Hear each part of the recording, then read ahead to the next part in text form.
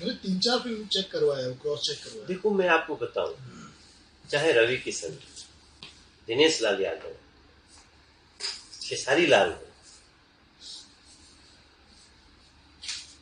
और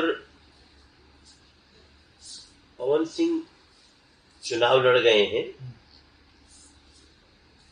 उन्होंने हम लोगों के खिलाफ चुनाव लड़ लिया।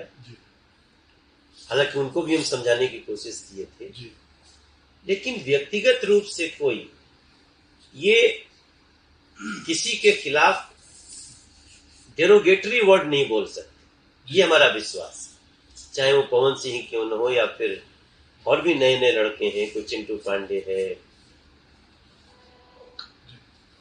कोई बहुत सारे लड़के हैं। तो भोजपुरी के लोग और खासतौर से हमारे लिए तो